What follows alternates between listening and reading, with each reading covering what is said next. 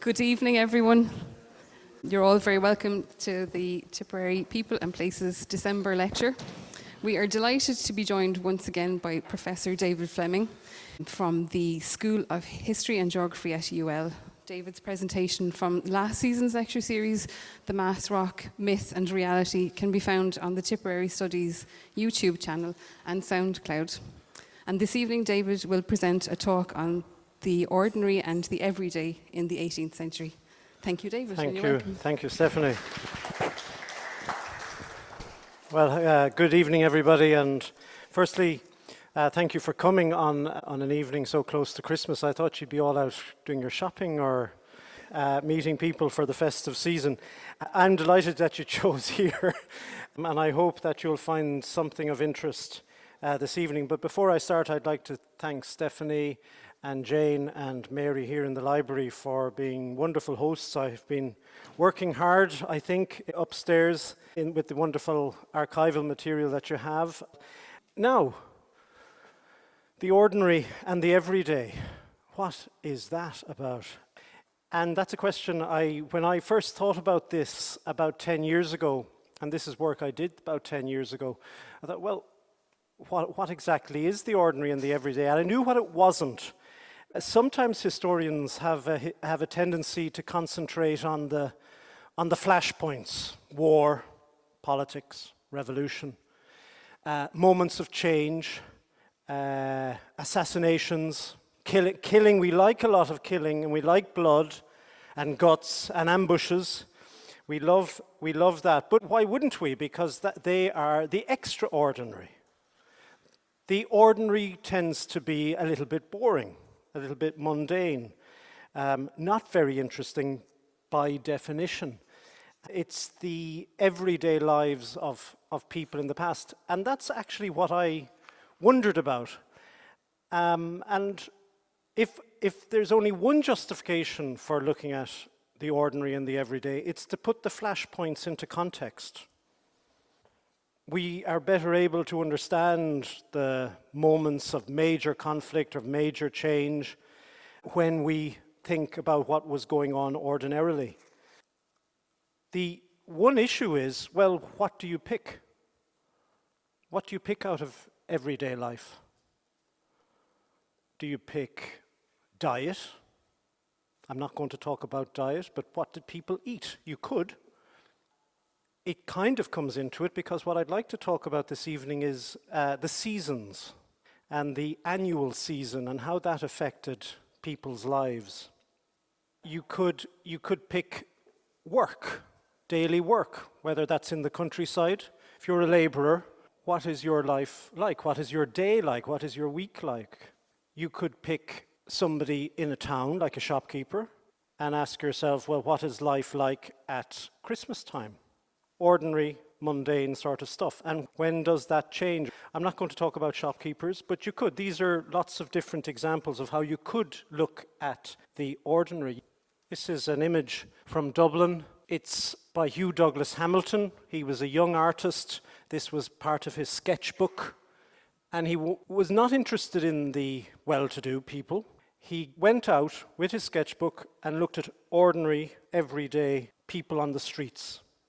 And he found, this is one of, I'd say, about 30 images of new churned milk, he calls it, new churned milk. So it's probably sometime in the spring. And the woman is collecting it. What she's doing with it, who knows? You could just look at dress, which is pretty ordinary as well.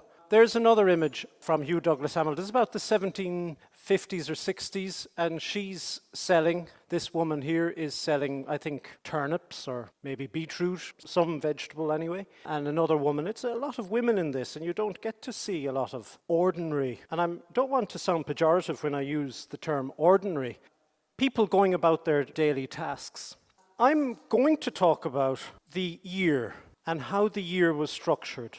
I'm going to talk a little bit about climate, because I think that affected ordinary everyday life, no matter who you were. But the vast majority of what I'm going to talk about are the moments of the year in which things changed for people. So the seasons and the cycles of the year. And I'm going to only talk about the 18th century. I'm not too interested in what went before or after, so you're stuck on the 18th century. I think we know a lot more about the customs, the festivities, the traditions for the 19th century and the 20th century because those things were collected by the Folklore Commission. You know, Halloween, St. Bridget's Day, the making of St. Bridget's crosses. And one of the questions I asked myself, well, how old are some of these things? And can we find evidence of, St. Bridget's Day or any of these other days earlier than the 19th century? So I'm going to look at a few of those. It's a little bit harder, but I found bits and pieces which you might be interested in. So the year, we will mark the start of the year on the 1st of January. But in the 18th century, the year did not begin legally on the 1st of January. The 1st of January was only one of many calendar years in the past.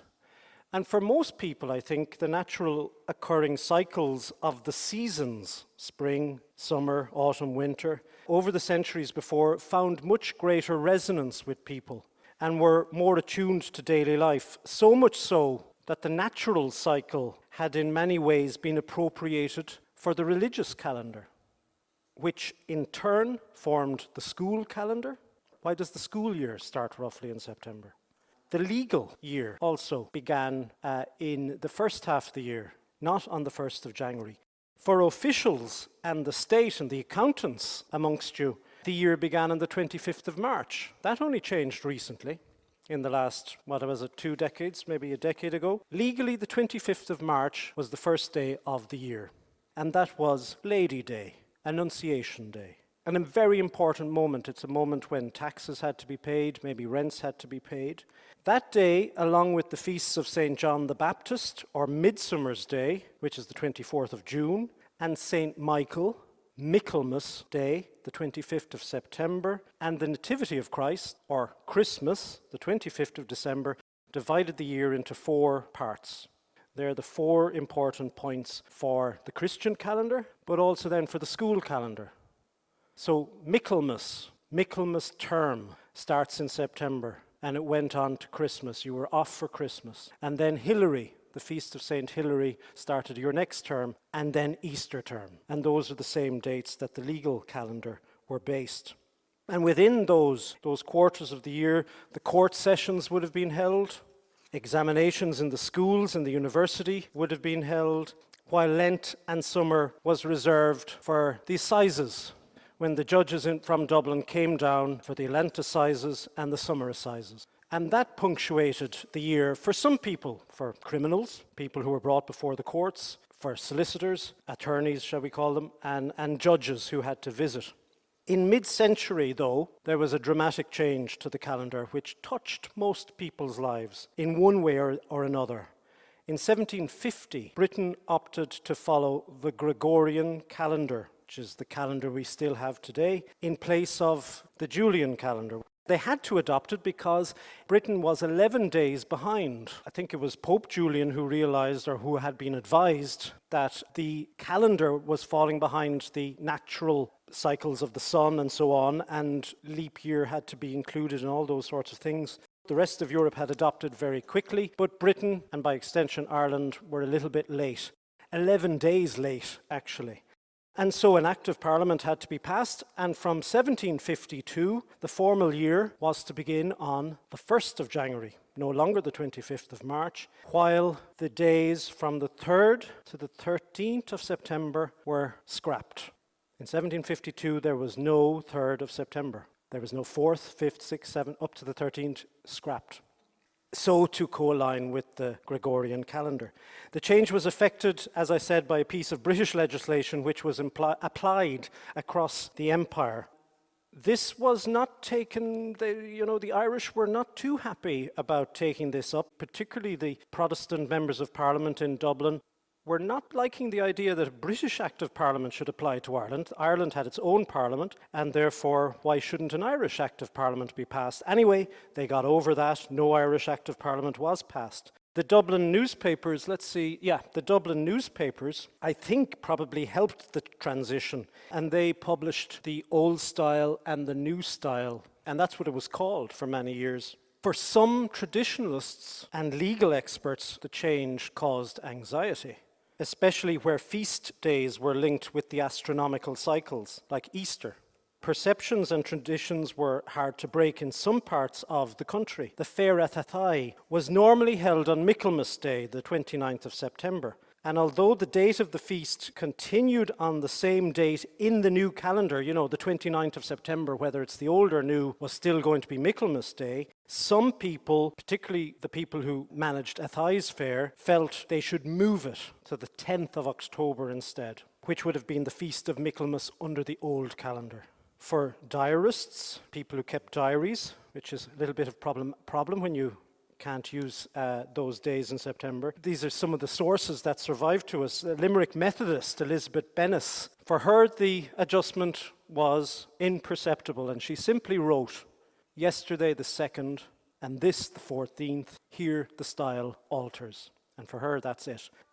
Despite the change, both the state and some individuals, by the way, before I go on, the Battle of the Boyne, which is marked, sometimes celebrated by other people, 12th of July. The actual battle was the 1st of July, and this calendar change produces the 12th of July. And technically, if you were to work it out, it was the 12th of July because you calculate those dates.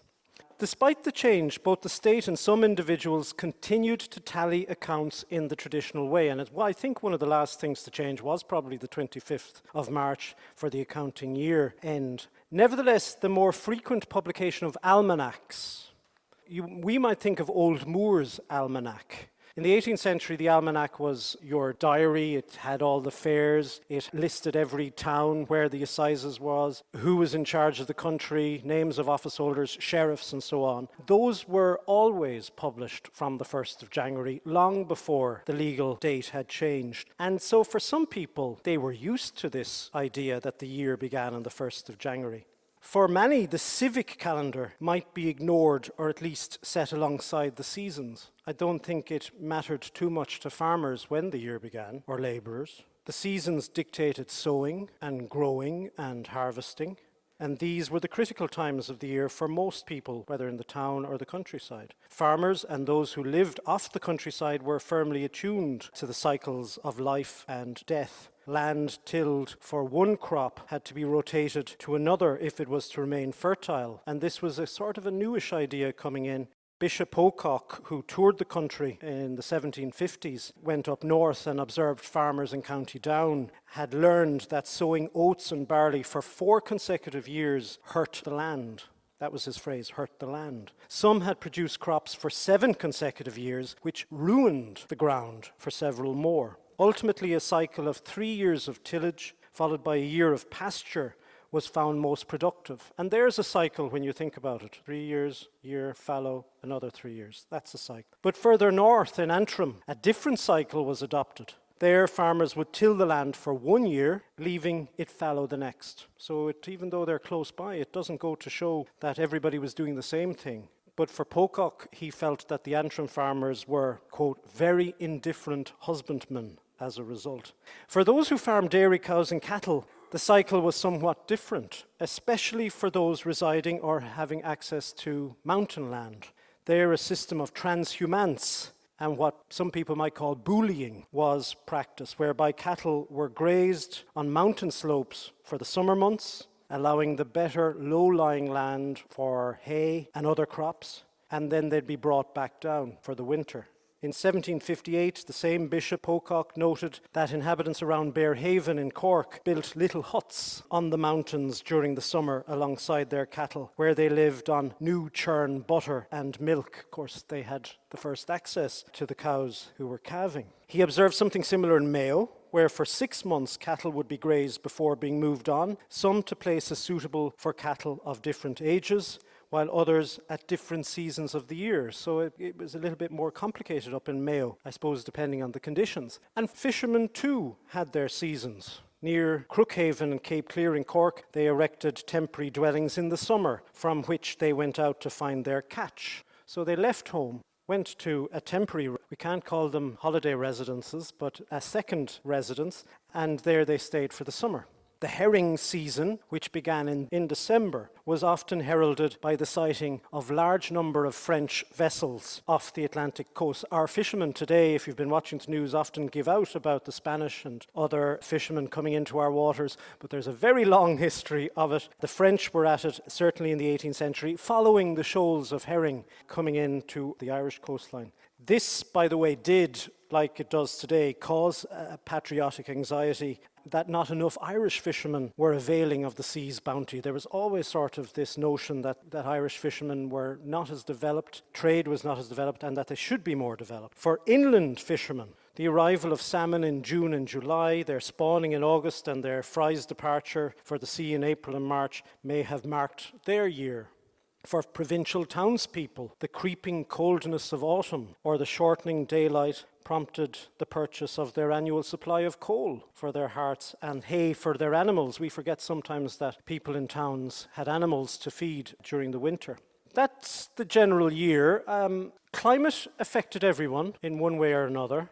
Crop and animal yields flourished or suffered with the extremes, as they still do, but it's been lessened now because of globalization, because we can rely on our food from other places. But most food consumed in this country in the 18th century, and indeed the 19th century, and probably for most of the 20th century, was consumed in the country. So if a crop failed, it could be disastrous, as it was for the Great Famine in the 19th century, and a much worse famine per capita in 1739-40, when there was extremely freezing weather, very cold weather. The rivers would have frozen solid.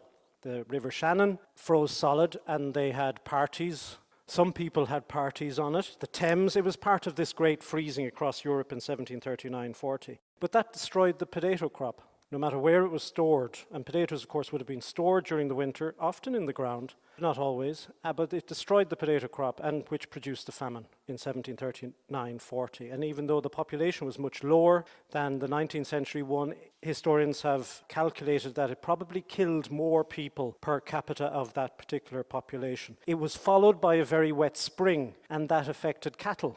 We now have all sorts of doses for cattle, all sorts of vaccines, all sorts of things to keep cattle alive and to stop disease spreading. But in the 18th century, they did not have those. And therefore, any changes in climate, amongst other things, could affect cattle and produce high prices or low prices, depending on those conditions. And even if there was no danger, even if there was no storms or anything, people still did talk almost every day about the weather and what to expect. Like us, there were no forecasters, so they might go to certain people who might feel they could judge what's coming down the line in a few weeks, as some people today still apparently can do. I want to give you a typical year for one farmer before then moving on to the moments in the year where people took it easy, as it were. And this farmer was Nicholas Peacock. There's no picture, he's an ordinary farmer. He left an account of his, not his life, but his labours. He's from Limerick. He kept an account or a diary from the 1740s to the 1750s. It's rare to have such an account. It's in the National Library of Ireland.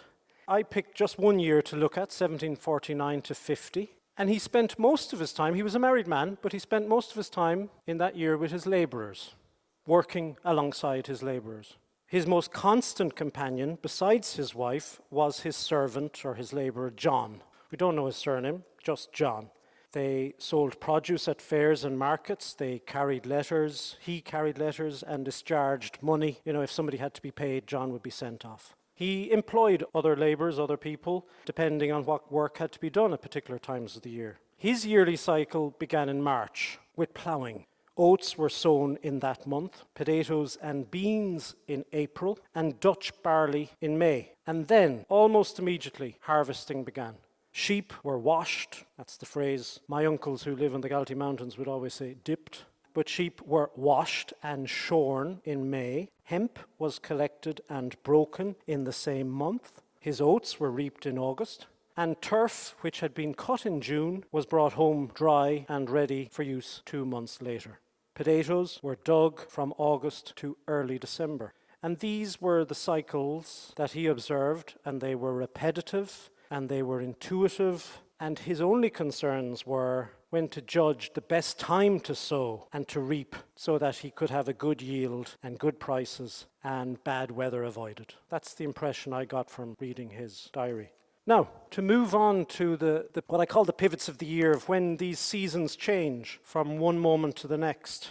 And they were often marked in the agrarian year. They moved from one season to the next. And often these things people just did, they did them for centuries, long before the 18th century, except we don't know when things began. But we can certainly see continuity with the later period.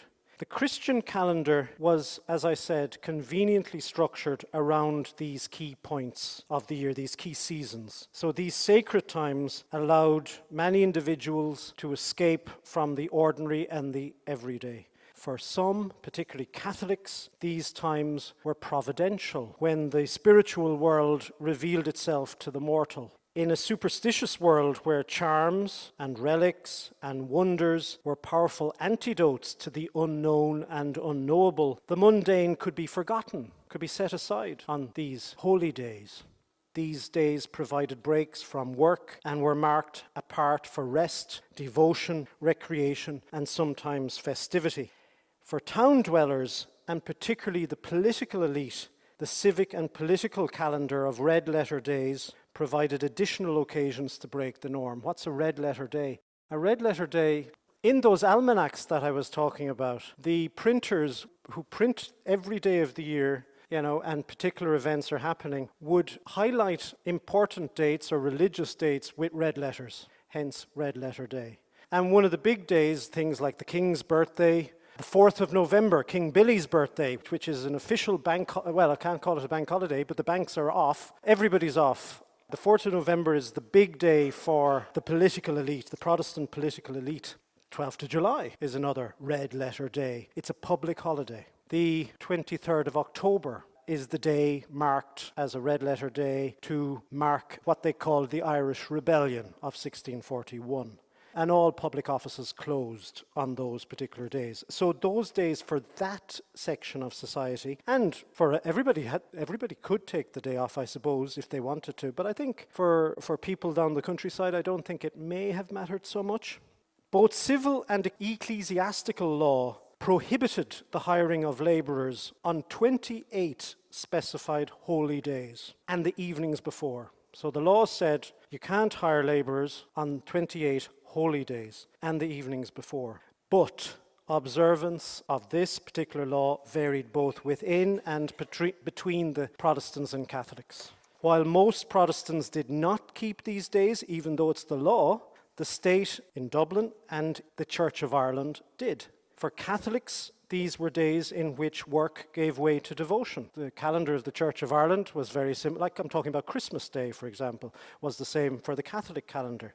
For such, there was a perception that the Catholic calendar had far more holy days than the Anglican, which critics argued was detrimental to the country's commerce. It's a bit like the debate we have today about the number of public holidays we have and whether we should have so many or not. Yet these criticisms may not have been entirely grounded in fact. The Catholic Church recognized 29 annual holy days, nearly all of which were also sanctioned by the Church of Ireland.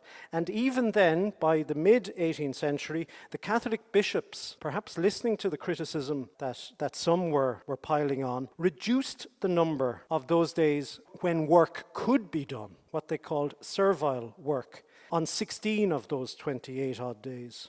I think confusion for some lay in the fact that the observance of saints' days, which Catholics were to spend in devotion and prayer while permitted to work, were sometimes observed in some places and not observed in other places. The local patron saint's day, for example, could be observed in one place. In my own parish in Mitchelstown, it was St. Fanahan, 25th of November. And you were to go to the well or go to the church or go to wherever the saint was said to have done miracles, and you were to do rosaries and do all sorts of things and not work. So for lots of places there were these patron days. Some places still have them.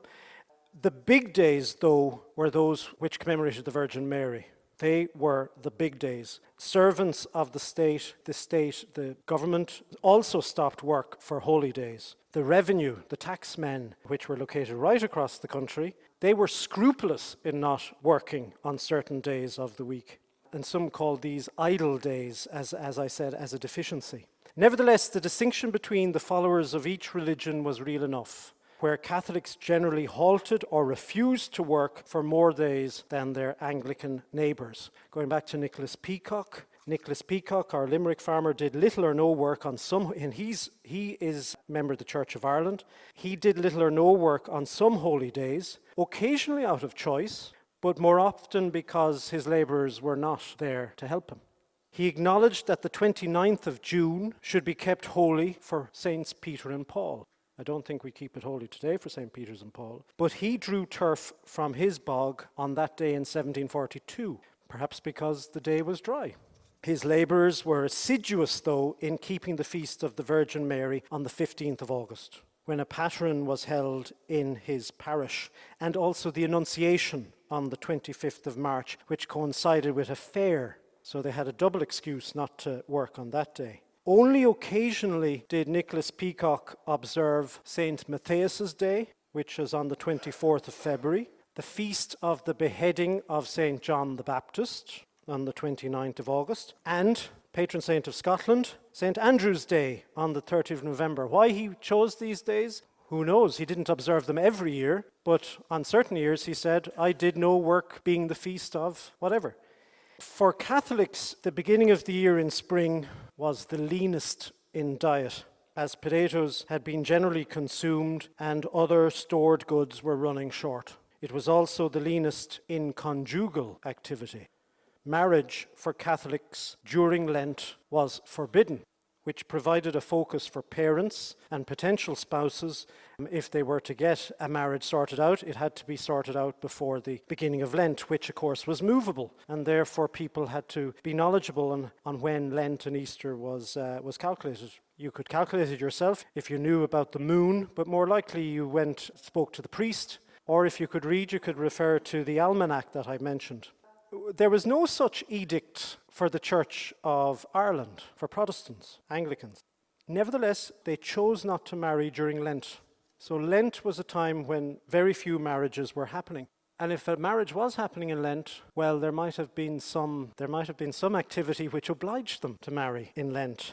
So if you see one of your ancestors marrying in Lent and a baby following a couple of months afterwards, well, you have a fair idea what's going on. In Cork, the onset of Lent produced gatherings on the evening of Shrove Tuesday. So people started coming together. And this is a moment when people stop work and the calendar started changing. And they decided, Cork people, ruffians I would call them, that they would single out bachelors and spinsters, because these are the people who have not contracted a marriage before Lent, and they're going to be shown up. It's not a very nice thing, I don't think. And what some of them did was they marked their back with chalking. This was known as Skellig night. And the custom seems to have emerged after 1752, after the calendar change in 1752.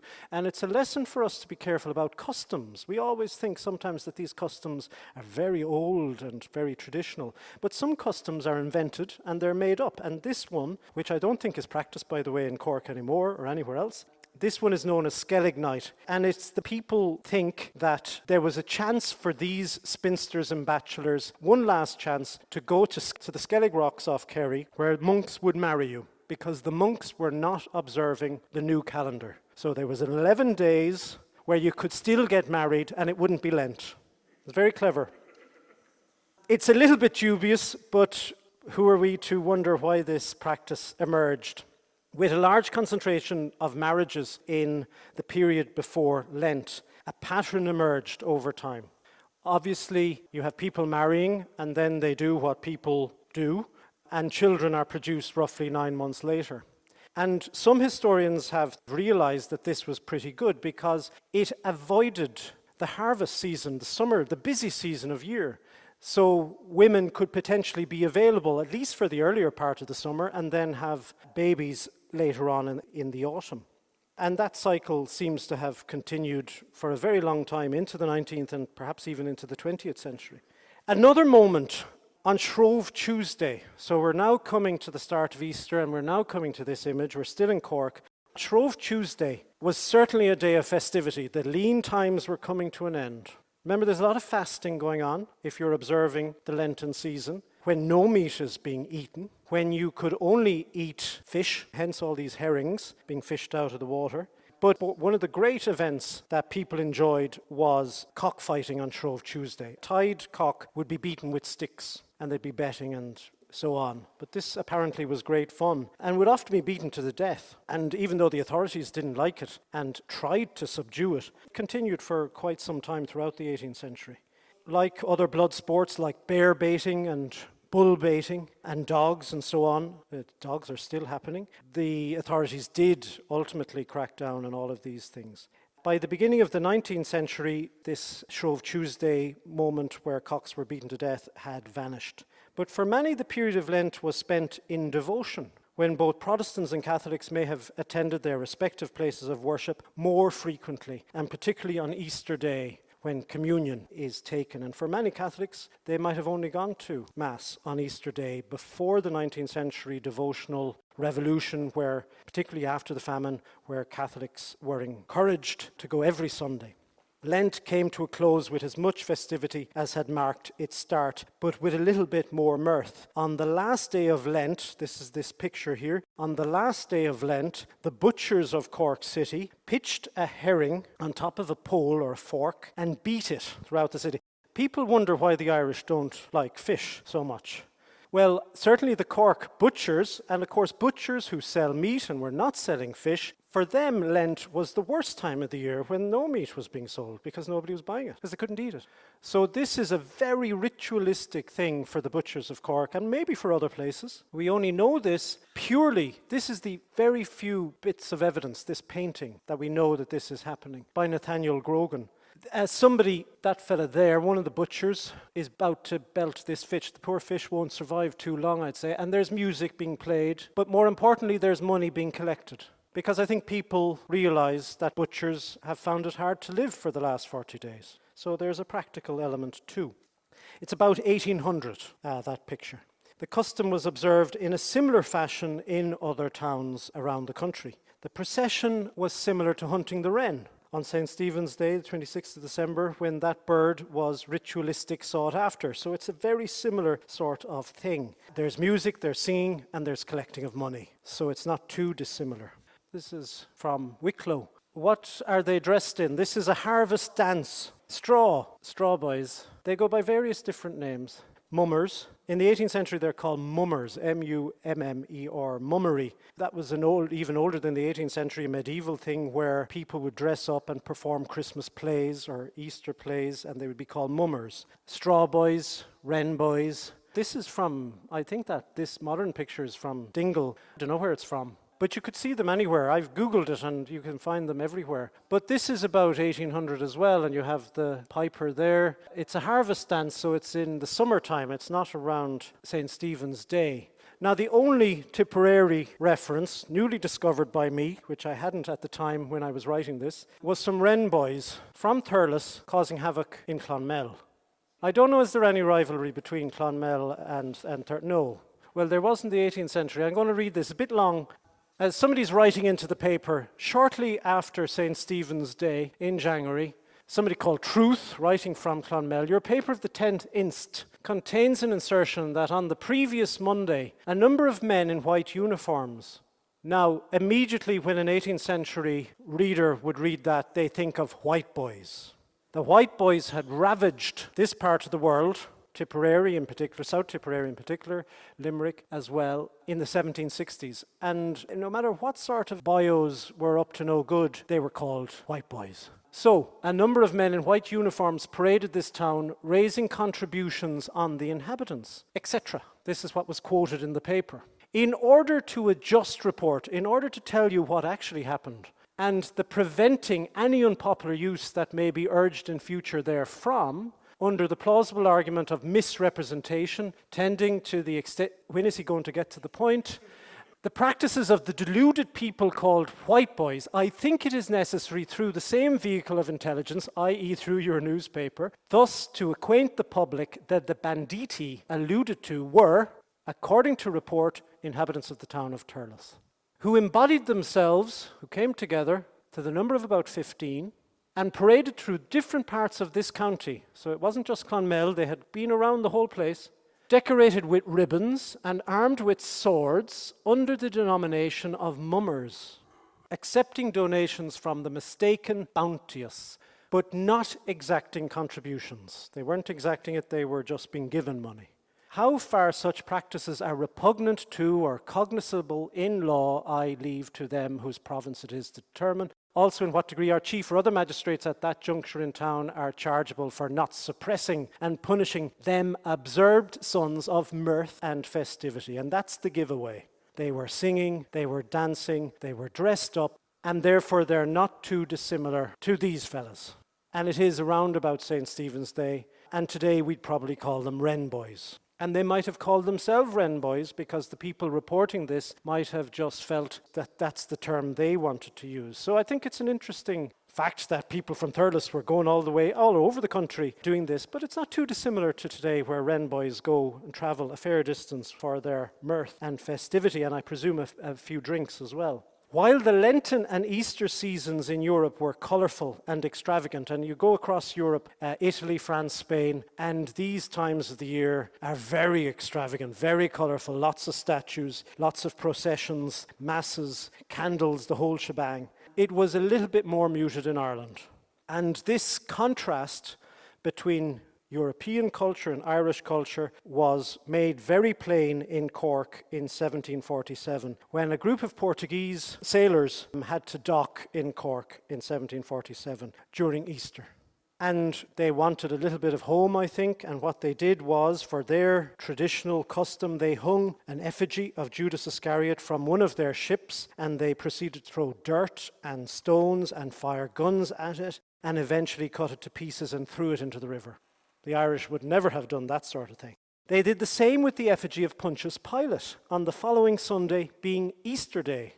But what was even more in contrast was when people realized that the Portuguese had observed Easter in line with Europe on the 2nd of April that year and not the 19th of April as in the Irish, because the two calendars were different.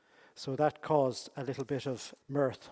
I'm going to skip a little bit and move forward in the year. Mention in the summer, one of the big moments in the summer was the feasts of John the Baptist and John the Evangelist. The 24th of June, John the Evangelist is later the 27th of December. And these were moments when people let loose, particularly in the summer. On John the Baptist's Eve, which fell on Midsummer's Day, so you can see how the astronomical calendar was aligning with the Christian one and also the agrarian one. You'd see loads of bonfires on mountains, in towns, everywhere. Young men may have leaped across these bonfires to prove virility or to get virility or whatever they were thinking of when they were jumping across, to impress, in other words. But it was also moments, and we know about these things because the authorities thought that these were moments when there were disorderly persons who were appearing on these occasions. And in some places, orders were given for bonfires not to be lit. Nicholas Peacock did no work on those days, so it appears that everybody sort of settled down as it was. Disguises, games, festivity intermixed with religious devotion, and sometimes may have eclipsed it. Released from the ordinary and the everyday, the young and the old indulged in costume, food, and revelry. All Hallows Eve, on the night of the 31st of October, Halloween, in other words, and the 1st of November, was observed in many places, either by lighting a fire or by games. And here, this is Snap Apple Night, and Nathaniel Grogan calls it Snap Apple Night, and you'll see, this is about 1800 again, this fella trying to bite the apple. Don't know if he had that in your youth. I certainly did. But there's lots of stuff. There's dancing going on. Over here, it's very hard to see, but this woman is pouring some lead, molten lead, into water. Depending on the way it might go, it will provide an idea if this girl here might be getting married before Lent in the coming season. By the way, there's Daniel O'Connell on the shawl, so it's a little bit later than 1800. It was probably around 1820. These are young fellas bobbing for apples. There's a little bit of romance, I think, going on here. There's lots of drinking. This is the moment where you let your hair down on All Hallows Eve, Halloween, as people still do today. On St. Bridget's Day, on the 1st of February, young girls and women fashioned a doll or a brideogue and made barnbrack. So that custom is a fairly old one. And a Christmas mumming, where adults disguised themselves using rags and straw, as we've seen, was observed across Europe and indeed across Ireland. I'll conclude by saying this. In more subtle and regular ways, farmers and merchants and tradesmen might thank their labourers by providing gifts of alcohol and thereby mark not only the season or the occasion, but also mutual respect. Alcohol was given at the end of the harvest time, at the end of major work, some whiskey. At Christmas time, a Christmas box would be often given by an employer to his employees, whether in the town or the countryside. That phrase is used. Christmas box was common across, particularly in towns, but also in the countryside. The postman would get one, the chimney sweep would get one. But others rejected the custom and said, no, we're not doing that anymore. In successive years, in 2 Kilkenny millers refused to provide Christmas boxes for the journeymen bakers, millers and brewers who purchased from their mills. It's a bit like today when salesmen might give a bottle of whiskey into the company that you're doing business with, or a box of sweets or something. The Christmas box, it was called. In Waterford, in Wicklow, landlords would host harvest dances like this, where the landlord would be paying for the fiddler, paying for the drink, and then there'd be this entertainment. You can see the landlord's family here, the ties of Rosanna observing from inside the house, painted by Maria Spilsbury Taylor. Certainly the end of the growing year was signalled in some places by festivity. As I said, these were moments when I think people could forget about the mundane, could forget about the ordinary, and could let their hair down. We'll leave it there, I think. Thanks very much.